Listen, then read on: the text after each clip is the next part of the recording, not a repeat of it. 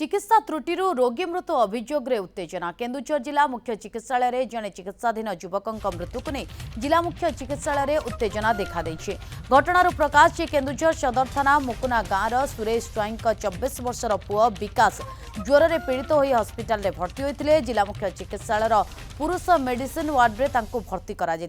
संध्यारे doctor परामर्श क्रमे injection देवार मात्र कई मिनिट पर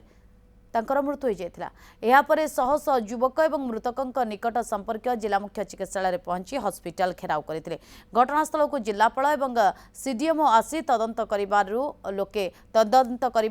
दाबी करते पुलिस फोर्स मेडिकल रे पहुंची परिस्थिति उपर नजर रखिंट एने डाक्तरखाना पक्षर कहारी प्रतिक्रिया मिल पारि नाही।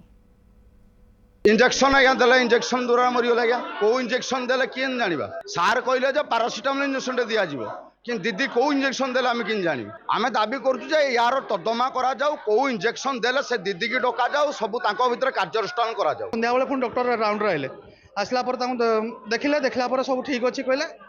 कही सारा कहले आउ गोटे ताने ब्लड देदेबा कालिक आम देदेबा आज धर ज्वर आसूची ताने गोटे पैरासिटामोल देदेबा दे सारा से तो आम ज्योति भाई जाइछन्ती ब्लड बैंक कहवाई जब काली गोटे ब्लड नबू बोली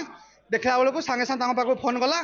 2 सेकेंड भितर से डेथ करगले यही आम केउझर मेडिकल बहुत अवहेला होची किसी रिएक्शन नि जाऊ। ए बाबद अधिक सूचना पाई विनय भूषण आम सहित फोन लाइन रे जोड़ी जाइछन्ती। विनय कौन अधिक तथ्य होची घटनास्थल रे स्थिति वर्तमान कौन देखंतु नलिनी वर्तमान सुधा शह शह लोक जमी एवं 3 प्लाटून फोर्स मुतयन अच्छा संपर्क केवल गोटे मात्र अभियोग रोचे भूल इंजेक्शन जो मृत्यु है तेणु सीडीएमओ और जिलापाल आसते तदंत करूँ जमी अन्य रोगी मैंने मृत्युवरण न करेंगे से अड़ी बसी